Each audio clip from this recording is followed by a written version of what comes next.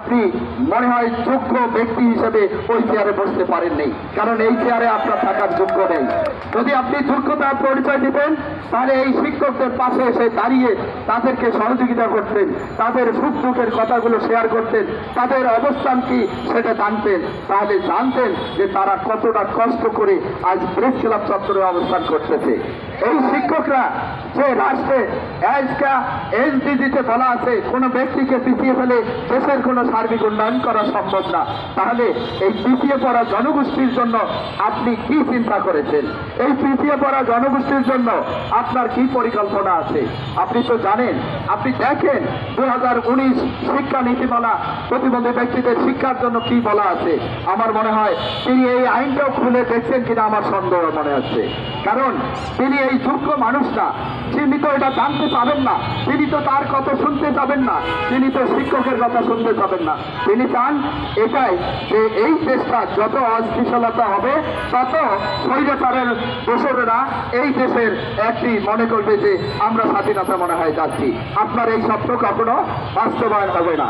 আমরা আপনাকে জানাতে চাই, আপনি দেখবেন রবিবার যদি আমাদের এমপিও স্বীকৃতির মাননীয় প্রধান উপদেষ্টার দপ্তর থেকে আপনার কাছে চিঠি আসার সঙ্গে সঙ্গে যদি আপনি বাস্তবায়ন না করেন, আমরা রবিবার সকল শিক্ষক কর্মচারী, বাংলাদেশের সুশীল সমাজ, রাজনীতিবিদ এবং বিভিন্ন সচেতন নাগরিককে নিয়ে আপনার মন্ত্রণালয়ে ঘিরতে আমরা বাধ্য হব, কারণ আমাদের পিঠ ওয়ালে থেকে গেছে। আপনার যত বড়ই বাংলাদেশের যত গোয়েন্দায় রাখেন, যতই পুলিশ প্রশাসনকে রাখেন না কেন, এই শিক্ষকরা তারা অর্ধেক জীবিত আছে আর অর্ধেক মৃত অবস্থায় আছে, তারা বাকিটুকু জীবন থেকে বেনাবদ করবে না। আর জেনে রাখুন, একটা শিক্ষকের যদি মৃত্যুবরণ এই রাস্তায় হয় তাহলে এই দায় কিন্তু আপনাকেই নিতে হবে, কারণ শিক্ষকের প্রতিটি পরিবারে একজন শিক্ষকের তার পরিবার আছে, তার বেঁচে থাকার অধিকার আছে, তারও পরিবার পরিজন আছে। সে যদি এই রাস্তায় আপনার অধিকারের জন্য জীবন দেয়, এই দায় আপনি এড়াতে পারেন না।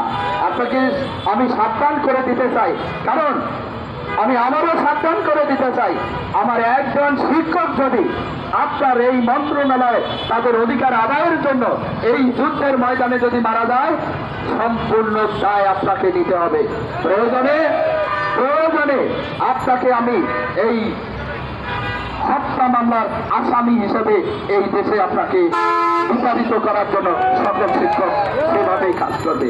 আপনি জেনে রাখুন, শিক্ষককে রাস্তায় নেমে আপনি রাস্তাঘাট বন্ধ করে তাদেরকে দেশের অস্থিতিশীলতা করবেন, এটি হতে